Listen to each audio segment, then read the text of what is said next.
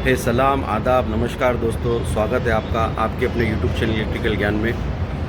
दोस्तों, आज का टॉपिक है डिस्ट्रीब्यूशन बोर्ड, डीबी बोर्ड। उसकी ड्रेसिंग कैसी होती है, डीबी ड्रेसिंग कैसी होती है, उसकी वायरिंग कैसी होती है और कौन से स्टेप पे हमको ये काम करना पड़ता है, उसी की रिगार्डिंग ये वीडियो है।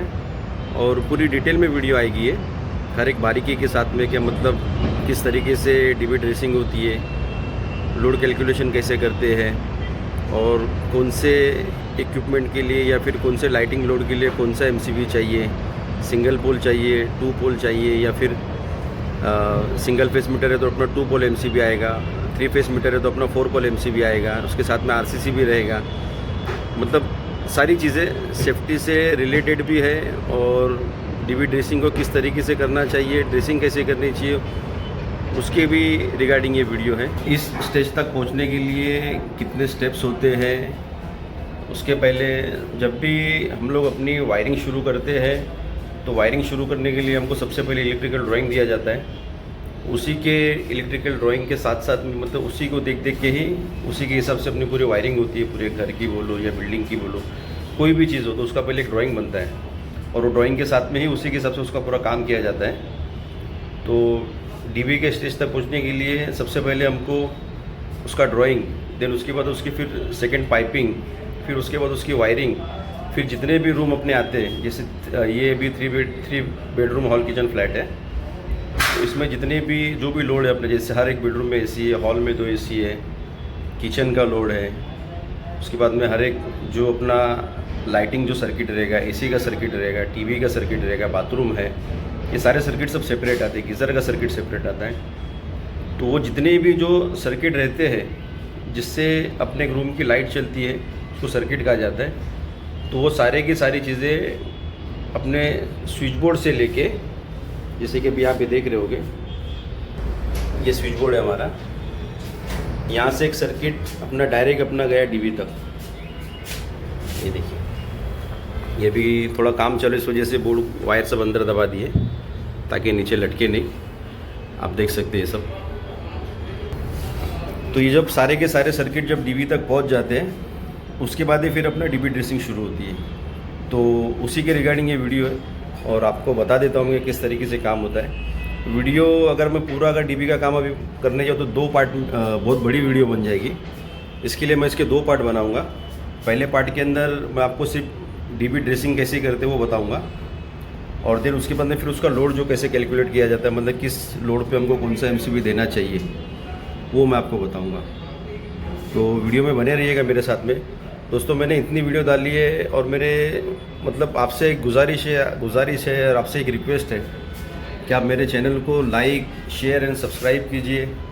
मेरे चैनल को, मेरी वीडियो को, मेरे काम को पसंद कीजिए और अगर से कुछ भी आपको इसमें कमी नज़र आती है, दिखाई देती है, तो आप बेशक मुझे कमेंट में बताइए, तो मैं उस कमी को सुधारूंगा, अपनी गलती को सुधारूंगा और आप तक ऐसे ही नई नई वीडियो में लाता रहूँगा। तो दोस्तों, बने रहिएगा मेरे साथ में। मैं भी आप तो चलिए शुरू करते हैं। है मेरे प्यारे दोस्तों, आप देख रहे होंगे डीबी का हमने काम शुरू कर चुके हैं और बेसिकली डीबी 2 तरीके के आते हैं, एक एसपीएन और एक टीपीएन। तो ये भी हम जो काम कर रहे हैं ना, ये टीपीएन है। टीपीएन का मतलब होता है 3 फेस न्यूट्रल और अर्थिंग, तो इसको टीपीएन कहा जाता है। और एक एसपीएन आता है, वो सिंगल फेस न्यूट्रल अर्थिंग। तो इस तरीके से ये 2 डीबी बोर्ड आते हैं और अभी आप देख रहे होंगे मैं सारी वायरें जितनी जो हमारी डीबी के अंदर जितने भी हमारे सर्किट्स आए हैं, जैसे कि 3 बेडरूम है तो 3 बेडरूम के 3 सर्किट, 3 एसी, टोटल इस फ्लैट में 5 एसी है तो 5 एसी के 5 सर्किट। देन उसके बाद में हमारे 3 इसमें ऑनलाइन गीज़र है 6 किलोवाट के, तो उसके 3 सर्किट और भी बहुत सारी चीज़ें हैं। तो ये सारे वायरों को पहले हमको ऑर्गेनाइज़ करना पड़ता है, इसकी फेस, न्यूट्रल, अर्थिंग तीनों को चेक करना पड़ता है, वायर को ट्रेस करना पड़ता है कि कौन सी वायर किस स्विच बोर्ड से आई है। देन उसके बाद में फिर हम लोग एक एक करके तमाम जितनी भी जो वायरें आई है उन सबको ऑर्गेनाइज़ करते हैं। अभी आप देख रहे होंगे मैं ग्रीन कलर की वायर आपको दिख रही है मेरे हाथ में। तो ये जितने भी पाइप्स हमारे डिस्ट्रीब्यूशन बोर्ड में आए हैं उसमें जितने भी सर्किट है, तो सबसे पहले मैं क्या कर रहा हूँ कि हमारे अर्थिंग की वायर जो ग्रीन कलर की आती है उसको मैंने एक जगह पर पूरा बंच बना लिया है और आप देख सकते हैं उसको मैं केबल टाई के ज़रिए एक अच्छी तरीके से मतलब उसको बांध कर उसको मैं अर्थिंग के बसबार तक लेके आ रहा हूँ, ताकि जब हमारा पूरा डिस्ट्रीब्यूशन बोर्ड जब फाइनल हो जाए तो अगर कुछ मेंटेनेंस करना है या फिर कुछ सर्विसिंग करनी है तो इजीली हम वो काम कर सकते हैं। आप देख सकते हैं। और आगे मैं आपको बताऊंगा कि किस तरीके से हमने जो वायर को भी जो कनेक्ट किया है, तो हमने हर एक वायर के लिए लग्स का इस्तेमाल किया है, हर एक वायर की क्वालिटी के हिसाब से, उसके गेज के हिसाब से। इसमें लगभग हमारी वायर 1.5, 2.5, 4 mm और 6 mm की आई है। तो हर एक गेज के हिसाब से हमने हर एक का एक लग्स उसको फिक्स करके ही हमने पूरा काम किया है। आगे मैं भी आपको दिखाता हूँ। ये भी हमारा अर्थिंग का ही काम चल रहा है। हमने हमारे जितनी भी जो सर्किट आए थे वो सारे के सारे सर्किट हमने ट्रेस कर चुके हैं, इसलिए अब हम इजीली अर्थिंग का पहले काम कर रहे हैं, ताकि डिस्ट्रीब्यूशन बोर्ड में से उतनी वायरें कम हो जाए। दोस्तों, एक चीज़ और आपसे कहनी थी, जब भी हम लोग हमारा इलेक्ट्रिकल का सर्किट खींचते हैं स्विच बोर्ड से लेकर डीबी तक, तो उसमें हम लोग जो अर्थिंग की जो वायर इस्तेमाल करते हैं वो हमेशा 2.5 की करनी चाहिए। आप देख रहे होंगे कि मैंने जब शुरू में आपको डिस्ट्रीब्यूशन बोर्ड मेरा दिखाया था तो उसमें कितनी सारी वायरें दिख रही थी। आप देख रहे हैं कि वायर कैसे धीरे धीरे एक वायर कम होते जा रही है, क्योंकि हमें जो मेन होती है अर्थिंग और न्यूट्रल, अगर ये दो चीज़ को हम लोग पहले अपना फिनिश कर देते तो लगभग 60-70% वायरें हमारी कम हो जाती है डिस्ट्रीब्यूशन बोर्ड के अंदर। तो उसके बाद फिर जो बचती है हमारी जो फेस की वायर, तो आसानी से हम लोग फिर एक वायर को चेक करके उसके लोड के हिसाब से हम उसको एमसीबी में दे सकते हैं। और हमारा जो 3 फेस का जो लोड है डिस्ट्रीब्यूशन बोर्ड के अंदर, जो हमारा टीपीएन ये जो डिस्ट्रीब्यूशन बोर्ड है, तो वो एक 3 फेस जो हमारा लोड आता है हमारे डीबी के अंदर, उसके हिसाब से हम उसको बैलेंस करके कनेक्शन कर सकते हैं। तो आप ये देख रहे होंगे किस तरीके से मैंने अपना अर्थिंग का जो एक बंच आया है, पूरा बंच बना दिया उसको, और उसको मैं भी कनेक्ट कर रहा हूँ उसके बसबार के अंदर। हर एक वायर को हमने उसका लग्स लगा कर ही उसको हम लोग फिक्स कर रहे। आगे आपको मैं हमारी वीडियो में आपको दिखाऊंगा मैं किस तरीके से हमने किया है। अब देन जैसे ही हमारा अर्थिंग का काम होता है तो उसके बाद फिर हम लोग हमारा न्यूट्रल का काम शुरू करेंगे। जितने भी हमारे सर्किट आए हैं तो उसमें से जितने भी जो न्यूट्रल की जो वायरें हैं, हम उसको भी ऐसे ही इसी तरह अर्थिंग की तरह सेपरेट करके उसको न्यूट्रल लिंक तक लेके जाएंगे, और फिर देन उसको फिर वहाँ पर उसको कनेक्ट करना शुरू करेंगे। तो आप देख रहे होगे धीरे धीरे मेरा ये अर्थिंग का भी मेरा काम अभी ख़त्म होने आया है।